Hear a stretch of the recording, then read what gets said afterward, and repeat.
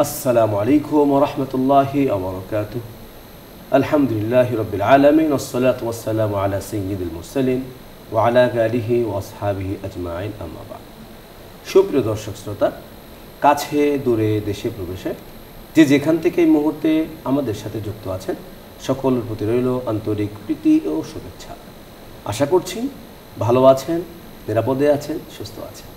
আল্লাহ আপনাদের সকলকে ভালো রাখুন, নিরাপদে রাখুন, সুস্থ রাখুন। আমরাও আপনাদের দোয়া আলহামদুলিল্লাহ সকলে ভালো আছে। নিউজ 24-এর প্রতিদিনের আয়োজন আলোকিত প্রতিদিন। আলোকিত প্রতিদিন আমাদের জীবনকে আলোকিত করে, আলোকিত প্রতিদিন আমাদের জীবনকে সাজাচ্ছে, আলোকিত প্রতিদিন আমাদের জীবনকে গুছাচ্ছে, আলোকিত প্রতিদিনের মাধ্যমে আমাদের জ্ঞান বৃদ্ধি পাচ্ছে, আলোকিত প্রতিদিনের মাধ্যমে আলোকিত সমাজ গঠিত হচ্ছে। যে কারণে আলোকিত প্রতিদিন এই প্রোগ্রাম আমাদের সকলের প্রিয় একটি প্রোগ্রাম। আলোকিত প্রতিদিনকে আপনারা মহব্বত করেন, আপনাদের ভালোবাসায় আলোকিত প্রতিদিন আজকের এ পর্যায়ে পৌঁছেছে। সুপ্রিয় দর্শক শ্রোতা, আমরা প্রতিনিয়ত আলোকিত প্রতিদিনের মাধ্যমে দেশের প্রখ্যাত বিদগ্ধ উলামায়ে কেরামের মাধ্যমে জীবন ঘনিষ্ঠ আমাদের প্রয়োজনীয় কোরআন সুন্নাহর সার নির্যাসগুলো আপনাদের সামনে পেশ করার চেষ্টা করি। আজও যার ব্যতিক্রম হয়নি। আজও আমরা স্টুডিওতে দেশের একজন প্রখ্যাত আলেমে দ্বীনকে আমন্ত্রণ জানিয়েছি এবং আলোচনার জন্য জীবন ঘনিষ্ঠ একটি গুরুত্বপূর্ণ বিষয় নির্ধারণ করেছি। চলুন আলোচনার শুরুতে আজকের আমাদের প্রিয় অতিথির সাথে আপনাদের পরিচয় করিয়ে দিচ্ছি। আজ আমাদের সাথে আছেন বিশেষ ইসলামী চিন্তাবিদ, লেখক, গবেষক, মুহাদ্দিসে এবং তরুণ আলেমে দ্বীন হযরত মাওলানা মুফতি আতাউর রহমান হাফিজাহুল্লাহ। আসসালামু আলাইকুম ওয়া রাহমাতুল্লাহ। ওয়ালাইকুম আসসালাম ওয়া রাহমাতুল্লাহি ওয়া বারাকাতুহু। মোহতারাম, কেমন আছেন? আলহামদুলিল্লাহ, আমি ভালো আছি। আপনি ভালো আছেন? আলহামদুলিল্লাহ, খুব ভালো রেখেছেন। আমাদের স্টুডিওতে আগমনের জন্য আপনাকে অনেক অনেক কৃতজ্ঞতা। হ্যাঁ, আমাকেও আমন্ত্রণ জানানোর জন্য এবং এই সুন্দর বিষয়ে আলোচনার সুযোগ দেওয়ার জন্য আমি সকলকে ধন্যবাদ জানাচ্ছি। জাযাকাল্লাহ খায়রান। সুপ্রিয় দর্শক শ্রোতা, আল্লাহ রাব্বুল ইজ্জত আমাদেরকে আফসোসের সাথে একটি বার্তা পাঠিয়েছেন যে মানুষ অকৃতজ্ঞ। মানুষের মধ্যে অল্প কিছু সংখ্যক রবের কৃতজ্ঞতা জ্ঞাপন করে, আর অধিকাংশ মানুষ তার প্রভুর অকৃতজ্ঞ হয়। অর্থাৎ কারো কাছ থেকে আমরা কল্যাণ গ্রহণ করি, যার মাধ্যমে আমাদের অস্তিত্ব, যে রবের মাধ্যমে আমাদের দুনিয়ায় আগমন, যে রব আমাদের খাবার, যে রব আমাদের পোশাক, যে রব আমাদের বেঁচে থাকার পাথেয়, সব কিছু যে রবের কাছ থেকে আমরা গ্রহণ করি, শেষ বেলায় গিয়ে আমরা সেই রবেরই অকৃতজ্ঞতা জ্ঞাপন করি। রবের হুকুম থেকে আমরা অনেক দূরে থাকি।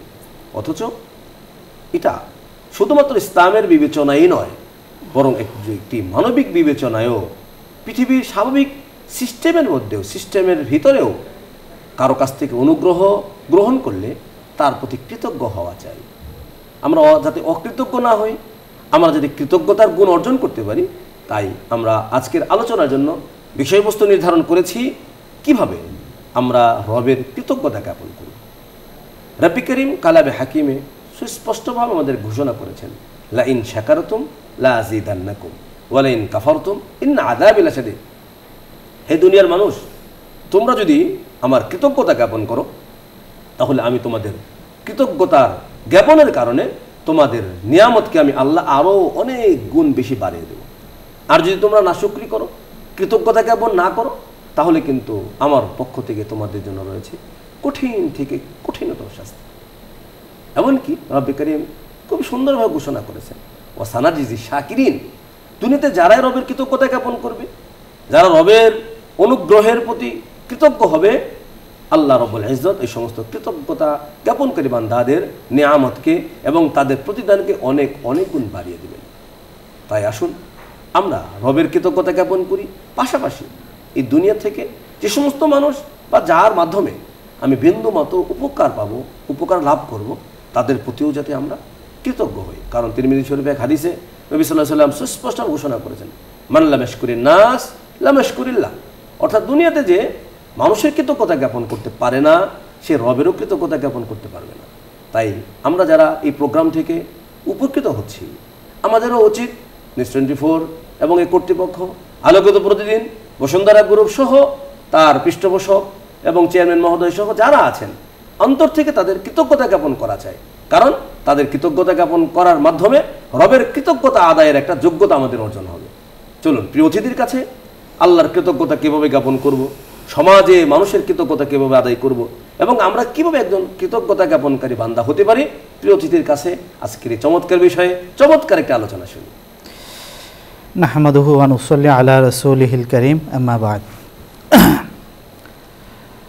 কৃতজ্ঞতা এটা হলো এমন একটা বৈশিষ্ট্য মুমিনের, যে কোনো ব্যক্তি যদি সত্যিকার অর্থে শাকির না হয়, কৃতজ্ঞ না হয়, তাহলে এই ব্যক্তির পক্ষে উবুদিয়তের যে বৈশিষ্ট্য সেটা অর্জন করা সম্ভব হয় না।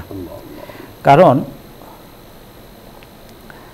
আল্লাহ তাআলা পবিত্র কোরআনে বারবার যেখানে তার আনুগত্যের কথা নির্দেশ দিয়েছেন, যেখানে কুফর থেকে বিরত থাকতে বলেছেন, ঈমানের কথা বলেছেন, তার আগে এবং পরে কোরআনের আয়াতগুলি যদি আমরা বিশ্লেষণ করি তাহলে দেখি আল্লাহ তার অসীম অনুগ্রহের কথা বলেছেন।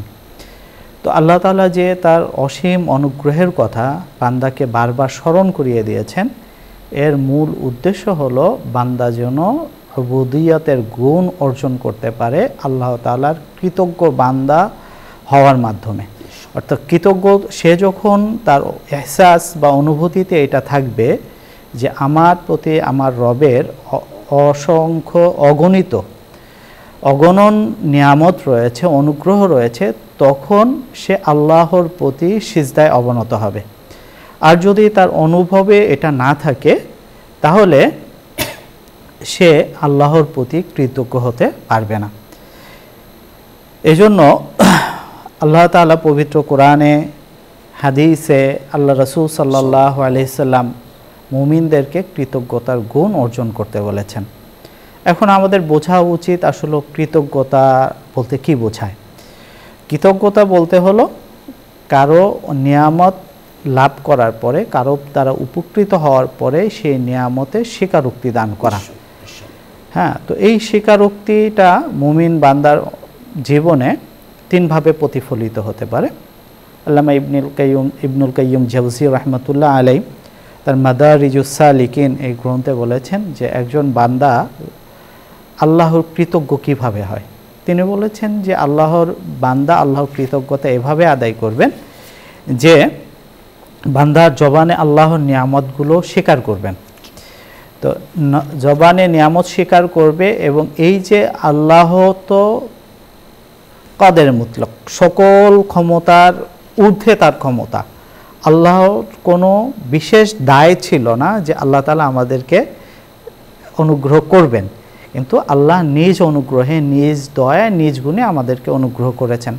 তো আল্লাহ তাআলা যে আমি একেবারেই অক্ষম হওয়ার পর এবং আল্লাহ তাআলা সর্বশক্তিমান হওয়ার পরেও আমাকে সৃষ্টি করলেন, প্রতিপালন করলেন, আমাকে অসীম অনুগ্রহে আবৃত করলেন, এই জন্য আল্লাহর প্রশংসা করবে। তো মুখে আল্লাহর অনুগ্রহের কথা স্বীকার করবে এবং আল্লাহর হামদ এবং সানা আদায় করবে, এবং অন্তরে আল্লাহর দান এবং অনুগ্রহের এহসাস এবং অনুভূতি জাগ্রত রাখবে, স্মরণে রাখবে যে আমি আল্লাহর অনুগ্রহেই টিকে আছি, অস্তিত্বে এসেছি, আল্লাহর অনুগ্রহেই এই পৃথিবীতে টিকে আছে। কারণ এই আল্লাহ তাআলা পৃথিবীতে আমাকে যে সকল নিয়ামত সহ পাঠিয়েছেন, আল্লাহ তাআলা কাউকে কাউকে এই নিয়ামত থেকে বঞ্চিত করে বুঝিয়েছেন যে এটা তোমার ক্ষেত্রেও হতে পারত। যেমন অনেকে জন্ম অন্ধ হয়ে আসে, হ্যাঁ, অনেকে কান ছাড়া আসে, অনেকে দেখা যায় ঠোঁট কাটা আসে, হ্যাঁ, নানা ধরনের জন্মগত ত্রুটি নিয়ে মানুষ জন্মগ্রহণ করে, অনেকে জন্মের সঙ্গেই মারা যায়। তো এই সকল বিষয়গুলি তোমার ক্ষেত্রেও ঘটতে পারত, কিন্তু আল্লাহ যে তোমার জন্য ক্ষেত্রে ঘটান নাই, এই অনুভূতিটা যেন তোমার অন্তরে থাকে, না হলে তুমি আল্লাহর কৃতজ্ঞ বান্দা হতে পারবে না। তো আল্লাহ তাআলা যে অনুগ্রহ করলেন, হ্যাঁ, তো এই অনুগ্রহ করার জন্য আল্লাহর প্রতি ভালোবাসা লালন করতে হবে যে আল্লাহ তাআলা আমাকে অনুগ্রহ করেছেন এবং আমাকে ভালোবাসেন বলে, তো ভালোবাসার প্রতিদান ভালোবাসাই হয়। হ্যাঁ, তো আল্লাহ তাআলা আমাকে ভালোবাসেন এজন্য এবং অনুগ্রহ করেছেন এজন্য অন্তরের একটা আমল হইল শাকের বান্দার যে সে অন্তরে আল্লাহর মহাব্বত এবং ভালোবাসা লালন করবে। যদি অন্তরে আল্লাহর ভালোবাসা না থাকে তাহলে বুঝতে হবে যে আমি আসলে আল্লাহর প্রতি কৃতজ্ঞ হতে পারিনি। এবং অঙ্গ প্রত্যঙ্গের মাধ্যমে আল্লাহর নির্দেশ পালন করবে এবং আল্লাহ পছন্দ করেন না এমন কাজ থেকে সে বিরত থাকবে। তাহলে বান্দা আল্লাহর প্রতি যে কৃতজ্ঞতা আদায় করবে সেটা হলো তার বিশ্বাসের দ্বারা, জবানের দ্বারা করবে, অন্তর দ্বারা করবে এবং তার অঙ্গ প্রত্যঙ্গের মাধ্যমে করবে। আমরা যদি এই তিনটা বিষয়কে সমন্বয় করি তাহলে আমাদের সমগ্র জীবনটাই চলে আসে এবং আমার 24 ঘন্টার জীবনটা এর অন্তর্ভুক্ত হয়ে যায়। কারণ হয়তো আমি মুখে কিছু বলতে থাকি, অথবা অন্তরে কিছু ভাবতে থাকি, অথবা অঙ্গ প্রত্যঙ্গের মাধ্যমে কোনো কাজ করতে থাকি। তো এই জন্য বান্দা তার সামগ্রিক কাজকর্ম ইত্যাদির মাধ্যমে আল্লাহর প্রতি তার কৃতজ্ঞতার বহিঃপ্রকাশ ঘটাতে থাকবে। তো আল্লামা ইবনুল কাইয়িম জাওজি রাহমাতুল্লাহ আলাইহি মাদারিজুস সালিকিনের একই জায়গায় তিনি বলেছেন যে একজন বান্দা আল্লাহর প্রতি যে কৃতজ্ঞ সেটা আমরা কিভাবে বুঝব। হ্যাঁ, তো এই তিনটা কাজ যখন বান্দা করবে তখন তার ভিতর কয়েকটি বৈশিষ্ট্য প্রকাশ পাবে। সেটা হলো সে আল্লাহর প্রতি বিনয়ী থাকবে, আল্লাহর আদেশ নিষেধের প্রতি সে বিনয়ী থাকবে। যে আল্লাহ বললেন এবং আমি এটা উপেক্ষা করলাম, এটা বিনয়ী না, বান্দা না। এমনকি ওলামা ইকরাম বলেন যে আজানের সময় চুপ থাকা এটা আল্লাহর প্রতি বিনয় প্রকাশের একটা মাধ্যম। তার কারণ কি, একজন মুয়াজ্জিন তিনি আল্লাহর পথে আমাকে আহ্বান জানাচ্ছেন, নামাজের কথা জানাচ্ছেন এবং সে ঈমানের সাক্ষ্য দিচ্ছেন। সেটা যদি আমি না শুনে আমার হেডফোনটা তখন কান থেকে সরাতে না পারি, আমি আমার দুনিয়াবি কথাবার্তা বন্ধ করতে না পারি, তার অর্থ হলো যে আমি আল্লাহর আহ্বানটা উপেক্ষা করলাম। তা আল্লাহর আহ্বান আমি কখন উপেক্ষা করি? যখন আল্লাহর প্রতি আমার বিনয়টা থাকে না, আমার অন্তরে উদ্যত্ত তৈরি হয়। এইভাবে কিন্তু সাহাবায়ে কেরামের আমল খুবই সুন্দর ছিল। হ্যাঁ, যখন সাহাবায়ে কেরাম কোনো কাঠ, হাদিসে এসেছে সাহাবায়ে কেরাম কোরাল দিয়ে কাঠ কাটছেন, পিছনে নিয়েছেন, সামনে দিবেন। সাহাবায়ে কেরাম কিন্তু আল্লাহু আকবার বলার পর সামনে আনেননি। যে আমি যদি কোরাল দিয়ে সামনে আমার কাজটাকে কন্টিনিউ করি তাহলে মনে হয় আল্লাহর এই আহ্বানের চেয়ে, আল্লাহর চেয়ে আমার এই কাজটা বড় হয়ে যাচ্ছে, বড় হয়ে গেল। তো হ্যাঁ, এই জন্য আল্লাহর প্রতি সে বিনয়ী থাকবে এবং তার কাজকর্মের মাধ্যমে এই বিনয় প্রকাশ পেতে থাকবে। দ্বিতীয় হলো আল্লাহর প্রতি ভালোবাসা তার অন্তরে থাকবে। তো ভালোবাসা এমন একটা জিনিস, এমন একটা সৌরভ যেটা আসলে লুকিয়ে রাখা যায় না, এটা দৃষ্টির আড়াল করা যায়, কিন্তু এই সৌরভ মুমিনের অন্তরে যদি সেটা থাকে তো তার কাজকর্মে এটা প্রকাশ পেতেই থাকে। হ্যাঁ, তো আল্লাহর শাকের বান্দা যারা, কৃতজ্ঞ বান্দা যারা, তাদের অন্তরে আল্লাহর ভালোবাসা থাকবে এবং আল্লাহর ভালোবাসাটা তার কাজে কর্মেও প্রকাশ পাবে। সে আল্লাহর নিয়ামতগুলি স্মরণ করতে থাকবে, অবিরাম স্মরণ করতে থাকবে যে আল্লাহর অনুগ্রহে আমি এটা করতে পেরেছি। হ্যাঁ, আমি একটা ভালো কাজ করলাম তো আল্লাহর অনুগ্রহে করতে পেরেছি। আমি একটা বিপদ থেকে রক্ষা পেলাম তো আলহামদুলিল্লাহ বলি যে আল্লাহ আমাকে রক্ষা করেছেন।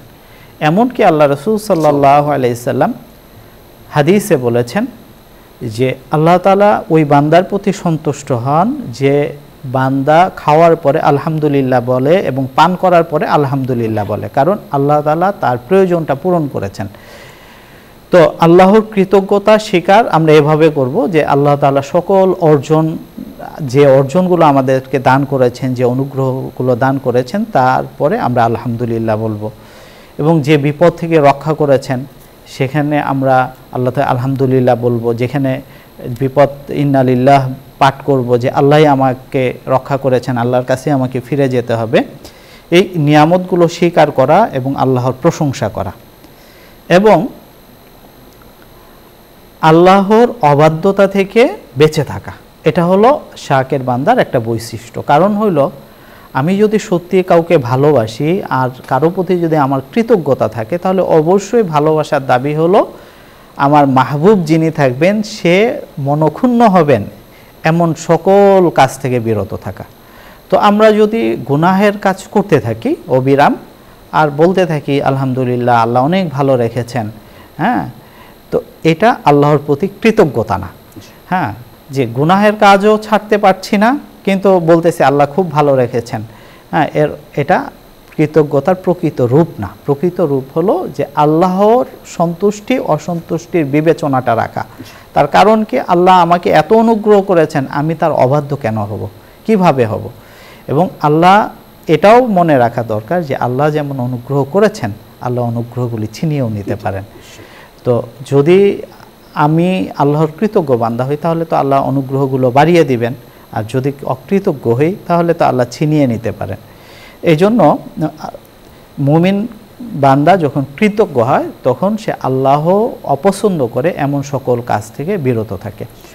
এখন আমাদের অন্তরে আল্লাহর কৃতজ্ঞতা বোধ, আল্লাহর প্রতি যে কৃতজ্ঞতা, এটা কিভাবে তৈরি হবে? এভাবে তৈরি হবে যে আল্লাহর নিয়ামতগুলো নিয়ে আমরা চিন্তা ভাবনা করব। তো আল্লাহ তাআলা পবিত্র কোরআনে বারবার মুমিনদেরকে আল্লাহর অনুগ্রহ নিয়ে ভাবার কথা বলেছেন। যেমন আল্লাহ বলেছেন, আফালা ইয়ানজুরুনা ইলাল ইবিলি কাইফা খুলিকাত। হ্যাঁ, এরপর হলো আল্লাহ তাআলা পাহাড়ের কথা স্মরণ করিয়ে দিয়েছেন। আল্লাহ তাআলা বৃষ্টির মাধ্যমে কিভাবে উদ্ভিদ জন্ম দেন সে কথা আমাদেরকে স্মরণ করিয়ে দিয়েছেন। আল্লাহ তাআলা যে সমুদ্রে, এই উত্তাল সমুদ্রে যে আমাদের জন্য পথ তৈরি করেছেন এবং এখানে চলাচলের জ্ঞান দান করেছেন, এগুলি আল্লাহ তাআলা স্মরণ করিয়ে দিয়েছেন। তো আল্লাহর ধ্যান এবং মুরাকাবা এবং আল্লাহর কৃতজ্ঞতার অনুগ্রহের স্মরণের মাধ্যমে আমরা আল্লাহর অন্তরে আল্লাহর কৃতজ্ঞতাটা জাগ্রত করতে পারি। তো দেখেন, আমরা এরকম কিছু অনুগ্রহের দিক নিয়ে আলোচনা করতে পারি যেগুলো আল্লাহ তাআলা আমাদেরকে দান করেছেন। যেমন আল্লাহ তাআলা আমাদেরকে অনেক মানুষের থেকে ভালো রেখেছেন। আমরা যদি, এই জন্য হাদিসে বলা হয়েছে যে মানুষ দুনিয়ার ক্ষেত্রে নিচের দিকে তাকাবে, এবং হাদিসে দুনিয়াদার মানুষের কাছে যাওয়া থেকেও বিরত রাখতে বলেছে। কারণ কি, তখন মানুষ বা যাদের চাকচিক্যপূর্ণ জীবন, এই ধরনের মানুষের থেকে দূরে থাকতেও বলা হয়েছে, যেন তার ঈমানে দুর্বলতা তৈরি না হয়। হ্যাঁ, তো এই ব্যক্তিগত যে অনুগ্রহগুলি, যে আল্লাহ অনেকে অসুস্থ আছে, আমি সুস্থ আছি, অনেকে আমার থেকে খারাপ খাচ্ছে, অনেকে আমার থেকে বেশি পরিশ্রম করে আমার থেকে নিম্নমানের জীবনযাপন করছে, এগুলো স্মরণ করতে হবে। এবং এই শিক্ষাটা আল্লাহ তাআলা আল্লাহর রাসূল সাল্লাল্লাহু আলাইহি সাল্লামের মাধ্যমে আমাদেরকে দিয়েছেন। যেমন আমরা জানি সূরা দোহাতে আল্লাহ তাআলা ধারাবাহিকভাবে আল্লাহ তাআলা আল্লাহ রাসূলকে যে ইতিম থেকে প্রতিপালন করেছে, যেমন বলেছেন, আলাম ইয়াজিদকা ইয়াতীমান ফাআওয়া ওয়া ওয়াজাদাকা দাল্লান ফাহাদা ওয়া ওয়াজাদাকা আইলান ফাআগনা। এখানে তিনটা অনুগ্রহের কথা বলেছেন, যে তুমি তো শৈশবে এতিম হয়ে গিয়েছিলে, কিন্তু আল্লাহ সম্মান এবং মর্যাদার সঙ্গে আপনাকে প্রতিপালন করেছেন। আপনি ছিলেন আসমানি হেদায়েত থেকে বঞ্চিত, জন্মগতভাবে যেহেতু মক্কায় তখন দ্বীন এবং ইসলামের চর্চা ছিল না। আসমানি হেদায়েত তো আমি আপনাকে দান করেছি, অনুগ্রহ করে নবুয়ত দান করেছি। এবং আপনি মক্কা থেকে যখন মদিনায় চলে এসেছেন, তখন আপনার ঘরবাড়ি কিছুই ছিল না। আল্লাহ তাআলা গনিমতের সম্পদের মাধ্যমে আপনার অভাব পূরণ করেছেন। তো এই তিনটা অনুগ্রহ স্মরণ করিয়ে আল্লাহ তাআলা মূলত মুমিনদেরকে শিক্ষা দিয়েছেন যে তোমার ব্যক্তিগত জীবনটা একটু ভাবো এবং দেখো যে আল্লাহ তাআলা কোন পরিস্থিতি থেকে তোমাকে এই পর্যন্ত নিয়ে এসেছে। এরপরে আল্লাহ তাআলা আল্লাহ রাসূল সাল্লাল্লাহু আলাইহি সাল্লামকে বলছেন, ওয়াম্মা বিনিআমাতি রব্বিকা ফাহাদ্দিস। হ্যাঁ, তোমার ব্যক্তিগত জীবনটা নিয়ে একটু ভাবো যে তুমি কতজন থেকে ভালো আছো এবং কত কঠিন পরিস্থিতিতে তোমার কত ধরনের বিপদ হতে পারতো, সেখান থেকে যে আমি আল্লাহ তোমাকে রক্ষা করেছি, এই নিয়ামতগুলি ফাহাদ্দিস, তুমি বর্ণনা করো এবং স্বীকার করো। আল্লাহ তাআলা অন্য এক আয়াতে আল্লাহ তাআলা এই শারীরিক যে সুস্থতা এর কথা আমাদেরকে স্মরণ করিয়ে দিচ্ছেন। আল্লাহ তাআলা বলছেন, হুয়াল্লাযী আনশাআ লাকুম সামআ ওয়াল আবসারা ওয়াল আফইদা কলিলাম মা তাশকুরুন। যে আল্লাহ তাআলা তোমাদেরকে শ্রবণ শক্তি দিয়েছেন, দৃষ্টি শক্তি দিয়েছেন, আফইদা মানে চিন্তা শক্তি দিয়েছেন, অর্থাৎ সুস্থ মন এবং মস্তিষ্কের অধিকারী করেছেন। হ্যাঁ, এই যে এর পরেও তোমাদের খুব কম মানুষই আমার কৃতজ্ঞতা আদায় করে। তো এই যে শেষের বাক্যটা কলিলাম মা তাশকুরুন, এর ব্যাখ্যা উলামা একরাম বলেছেন এর অর্থ হলো উশকুরুলি, যে তুমি আমার কৃতজ্ঞতা আদায় করো, কারণ আমি তোমাকে শারীরিক সুস্থতা দান করেছি। তো তো এমনিভাবে আল্লাহ তাআলা পবিত্র কোরআনে আমরা অনেকে পারিবারিকভাবে সম্পদ, সম্মান, মর্যাদার অধিকারী হই এবং এই জন্য আমরা মনে করি যে এটা তো আমি পারিবারিকভাবে অর্জন করেছি, কিন্তু এই পারিবারিক অর্জন এবং মর্যাদা এটাও যে আল্লাহর দান, অনুগ্রহ, এবং তোমাকে তো আল্লাহ এই পরিবারে না দিয়ে অন্য পরিবারেও দিতে পারতেন। হ্যাঁ, তোমার জন্ম এবং আগমন এটা তো আল্লাহর নিয়ন্ত্রণে ছিল। তো এই যে একটা সম্মান, সমাজে প্রতিষ্ঠিত, সমাজের দৃষ্টিতে সম্মানিত এমন একটা পরিবারে আল্লাহ তাআলা তোমাকে দান করলেন এবং পারিবারিকভাবে তুমি যে মর্যাদা, সম্মান এবং সুযোগ সুবিধা লাভ করলে, এটার জন্য তোমার কৃতজ্ঞ হওয়া উচিত। আল্লাহ তাআলা হযরত দাউদ আলাইহিস সালামের পরিবারের আলোচনা করেছেন সূরা সাবার শুরুতে। সেখানে এই পরিবারকে জ্ঞান দান করা, রাজত্ব দান করা, হিকমা দান করার বিভিন্ন, এবং হযরত দাউদ আলাইহিস সালামকে যে আল্লাহ তাআলা বিশেষ তেলাওয়াতের যোগ্যতা দান করেছিলেন এবং পশু পাখিকে তার অনুগত করে দিয়েছিলেন, সুলাইমান আলাইহিস সালামের প্রতি যে সকল অনুগ্রহ করা হয়েছিল, এই সকল অনুগ্রহের কথা বলার পরে দাউদ আলাইহিস সালাম আল্লাহ তাআলা বলেছেন, হে দাউদ পরিবার, কৃতজ্ঞতার সঙ্গে আল্লাহর কাজগুলো করে যাও। তো এইখান থেকে একটা শিক্ষা হলো যে আমি অনেকে পারিবারিক আধিপত্য, বৈভবের কারণে দিন বিমুখ হয়ে যায়। এটা প্রয়োজন মনে করে না, কিন্তু আল্লাহ বিধান হলো যে মুমিন বান্দার বৈশিষ্ট্য হবে যে সকল বৈভব, দাউদ আলাইহিস সালাম, সুলাইমান আলাইহিস সালামের থেকে বড় রাজত্ব পৃথিবীতে আর কেউ অর্জন করতে পারবে না। কারণ আল্লাহ তাআলা সুলাইমান আলাইহিস সালামকে শুধুমাত্র রাজত্ব দান করেন, বরং এবং জিন জাতির উপরে রাজত্ব দান করেছিলেন, এবং একই সঙ্গে তাকে রাজত্ব দান করেছেন, নবুয়াতও দান করেছেন। এত বড় নিয়ামত দান করার পরে আল্লাহ তাআলা বলছেন যে আল্লাহর কৃতজ্ঞতা স্মরণ করে আল্লাহর কাজগুলো করতে থাকো। তো আমরা যারা অভিজাত পরিবারের সন্তান আছি, আমাদের এ থেকে শিক্ষা নেওয়ার একটা গুরুত্বপূর্ণ দিক আছে। খুবই চমৎকার বলছিলেন। আমরা যদি একটু আপনার কাছে জানতে চাচ্ছিলাম যে মানুষ যদি অকৃতজ্ঞ হয় রবের, কৃতজ্ঞতা জ্ঞাপন যদি আমরা না করি, আসলে আমাদের সমাজে এবং আমাদের জীবনে কি ধরনের ক্ষতিকর প্রভাব পড়তে পারে? দেখেন, অকৃতজ্ঞতার একটা ফলাফল হলো অবাধ্যতা। যেমন আমরা আগে বলছিলাম যে কৃতজ্ঞ বান্দার বৈশিষ্ট্য কি হবে, তো এটাকে আমরা যদি উল্টাই দিই তাহলে আমরা দেখব যে অকৃতজ্ঞ বান্দার বৈশিষ্ট্য হবে সে আল্লাহর নিয়ামতের কথা স্মরণ করবে না, আল্লাহর অনুগত থাকবে না, আল্লাহর প্রতি তার বিনয় থাকবে না। তো আল্লাহ তাআলা কিন্তু আল্লাহর প্রতি যে কৃতজ্ঞতা আদায় করতে বলেছেন, আপনি যেমনটি হাদিস বলেছিলেন যে ব্যক্তি মানুষের প্রতি কৃতজ্ঞ না সে আল্লাহর কৃতজ্ঞতাও আদায় করতে পারে না। হাদিসের যেটা বলেছেন যে আল্লাহর কৃতজ্ঞতা আদায় করতে পারে না, এর অর্থ হলো আল্লাহর মানসা হইল বা হাদিসের শিক্ষা হলো মানুষ ব্যক্তিগত জীবনেও কৃতজ্ঞ হবে, এবং কৃতজ্ঞতার তো হলো যে বিনয় হওয়া, পারস্পরের প্রতি সহমর্মিতা এবং শ্রদ্ধা, ভালোবাসা নিয়ে চলা। তো সমাজে যদি কৃতজ্ঞতা বোধ না থাকে, সমাজে শৃঙ্খলাই থাকবে না। যেমন আমার প্রতি আমার পিতার অসীম অনুগ্রহ, জন্মদান থেকে শুরু করে আমাকে লালন পালন করে এই পর্যন্ত লেখাপড়া করে আজকের এই মঞ্চে আমি আসতে পেরেছি, এর পিছনে আমার বাবার শ্রম, ঘাম, দোয়া সব কিছু জড়িত। কিন্তু যদি আমি আমার বাবার প্রতি কৃতজ্ঞ না হই তাহলে আমার কি হবে? আমি আমার বাবাকে বৃদ্ধাশ্রমে পাঠিয়ে দিব। আমার বাবা সারা জীবন কষ্ট করবেন এবং কষ্ট নিয়ে মারা যাবেন। আমার প্রতিষ্ঠান আমাকে চাকরি দিয়েছে, আরও 10 জনকে এই চাকরিটা দিতে পারত।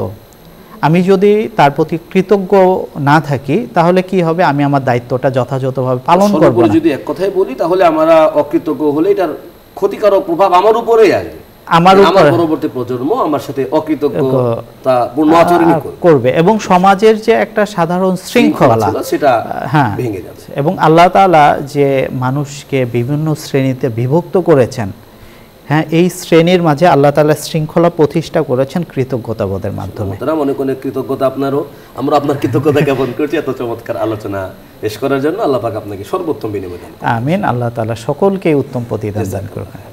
সুপ্রিয় দর্শক শ্রোতা, আমরা আজকের প্রিয় অতিথির কাছে খুবই চমৎকার আলোচনা শুনেছি কৃতজ্ঞতা জ্ঞাপন। আমরা যে যত বড়, যার অবস্থান যত বড়, তার কৃতজ্ঞতাও তত বেশি আদায় করা যায়। প্রিয় নবী সাল্লাল্লাহু আলাইহি ওয়াসাল্লামকে রব্বে কারীম আগের এবং পরের গুনাহ মাফ করে দিয়েছেন, ঘোষণা করেছেন। যে গুফিরা লাকা মা তাকাদ্দামা মিন যামবিক, আগের এবং পরের উভয়ের সাইডের গুনাহ নবী সাল্লাল্লাহু আলাইহি ওয়াসাল্লামের মাপ ছিল। সাহাবায়ে কেরাম ওনাকে জিজ্ঞাসা করলেন, ইয়া রাসূলুল্লাহ হাবিবাল্লাহ, এরপর তো আপনার ইবাদত করার কি প্রয়োজন?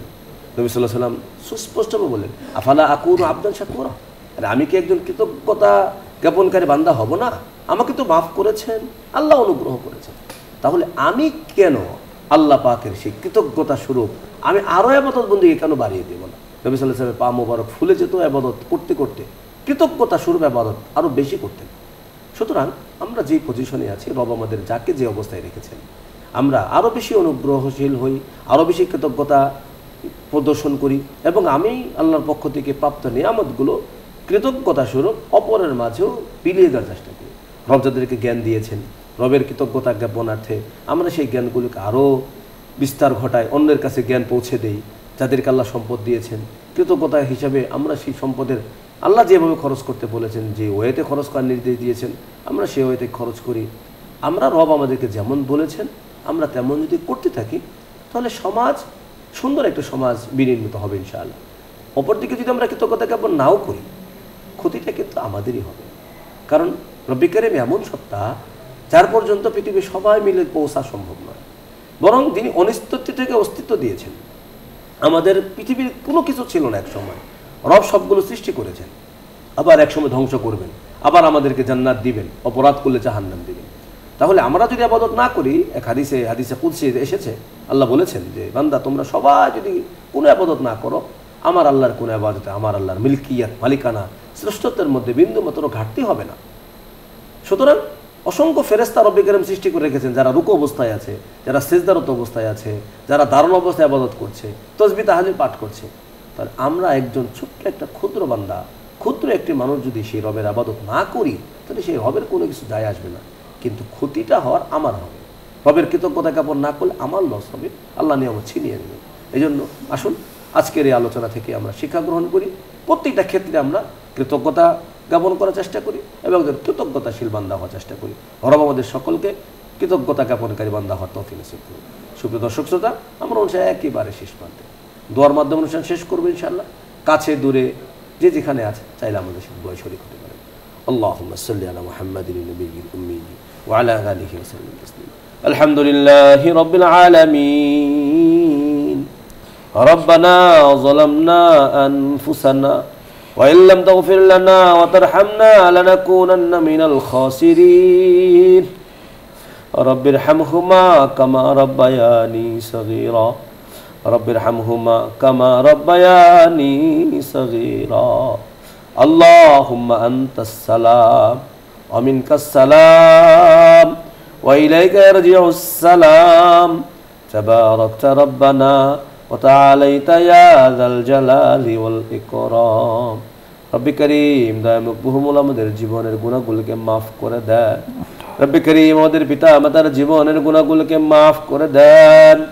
আয় আল্লাহ আমাদের দাদা দাদিকে মাফ করে দেন, আমাদের নানা নানিকে মাফ করে দেন, আমাদের ভাই বোন রিশতেদার আত্মীয় স্বজন মাওলা সকলের জীবনের গুনাহগুলোকে আপনি মাফ করে দেন মাওলা। মাবুদ আরহামুর রাহিমিন আমাদের হালের উপর রহম করেন মাওলা। মাওলা আমাদেরকে কৃতজ্ঞতা জ্ঞাপনকারী আপনার বান্দাদের অন্তর্ভুক্ত করে নেন মাওলা। আমরা তো নাফরমান অকৃতজ্ঞ, আপনাকে চিনি না, আপনার রাসূলকে চিনি না। আয় আল্লাহ দুনিয়াতে এসে দুনিয়ার মোহে পড়ে আপনাকে ভুলে গেছি, আপনার কৃতজ্ঞতা আদায় করতে পারি না রে মাওলা। মেহেরবানি করে আমাদেরকে আপনার কৃতজ্ঞতাশীল বান্দাদের অন্তর্ভুক্ত করেই নেন মাওলা। আমাদের উপরে আপনি রহমত নাজিল করেন, আমাদেরকে আপনার হাবিবের সুন্নাহ অনুযায়ী চলার তৌফিক নসিব করেন মাওলা। ও মাবুদ আজকের এই প্রোগ্রামকে কবুল করেন মাওলা। সামনে বসে মাওলা অথবা ক্যামেরার পিছন থেকে যারা আমাদেরকে সহায়তা করছেন মাওলা, আপনি সকলকে মাওলা আপনার দ্বীনের জন্য কবুল করেন মাওলা। আমাদের প্রত্যেকের মনের যত প্রকার নেক বাসনা আছে ও মাবুদ আপনি সবগুলোকে আপনি পূরণ করে দেন মাওলা। আপনার হাবিব বলেছেন মাল্লাম ইয়াশকুরিন নাস লাম ইয়াশকুরিল্লাহ, মানুষের কৃতজ্ঞতা জ্ঞাপন না করলে নাকি সে আপনার কৃতজ্ঞতা জ্ঞাপন করতে জানে না, পারে না রে মাওলা। আমরা মাবুদ আমাদের উপরে যাদের ইহসান আছে পৃথিবীতে দুনিয়ায়, আমরা সকলের কৃতজ্ঞতা জ্ঞাপন করছি, আপনি তাদেরকে উত্তম বিনিময় দান করেন। ও ও মওলা বসুন্ধরা গ্রুপের কৃতজ্ঞতা জ্ঞাপন করছি, আপনি তাদেরকে উত্তম বিনিময় দান করেন। চেয়ারম্যান মহোদয়ের কৃতজ্ঞতা জ্ঞাপন করছি, আপনি তাকে উত্তম বিনিময় দান করেন। এমডি মহোদয়ের কৃতজ্ঞতা জ্ঞাপন করছি, তাকে আপনি উত্তম বিনিময় দান করেন। ও মওলা এর সাথে সংশ্লিষ্ট সকলেরই কৃতজ্ঞতা জ্ঞাপন করছি রে মওলা, মেহেরবানি করে আপনি সকলকে সর্বোত্তম বিনিময় দান করেন। মাবুদ বসুন্ধরা গ্রুপকে আপনি সকল প্রকার বালা মুসিবত থেকে হেফাজত করেন মওলা। মওলাই কারীম আসমানি জমিনি হাওয়ায় বালা থেকে হেফাজত করেন মওলা। নিউজ 24 সহ মিডিয়ার সকল ভাই বোনদেরকে আপনি কবুল আর মঞ্জুর করেন মওলা। আমাদের দেশের উপরে আপনার খাস রহমত নাজিল করেন মওলা। দেশের সার্বভৌমত্বের আপনি হেফাজত করেন মওলা। আমাদের দেশের উপরে আপনি রহমত নাজিল করেন মওলা। আমাদেরকে দিন অনুযায়ী, ঈমান অনুযায়ী আখলাক নিয়ে চলার তৌফিক নসিব করেন মওলা। ঈমানের সাথে দুনিয়া থেকে যাওয়ার তৌফিক দিয়েন মওলা। সুবহান রাব্বিকা রাব্বিল ইজ্জাতি আম্মা ইয়াসিফুন ওয়া সালামুন আলাল মুরসালিন আলহামদুলিল্লাহি রাব্বিল আলামিন। সুপ্রিয় দর্শক শ্রোতা, আজ এ পর্যন্তই। আগামীকাল ঠিক একই সময়ে নতুন কোনো বিষয়ে দেশের কোনো নতুন ইসলামিক স্কলার সাথে আমরা আবার মিলিত হব ইনশাআল্লাহ। এ পর্যন্ত রব আমাদের সকলকে ভালো রাখুন, নিরাপদ রাখুন, সুস্থ রাখুন। আসসালামু আলাইকুম ওয়া রাহমাতুল্লাহি ওয়া বারাকাতুহু।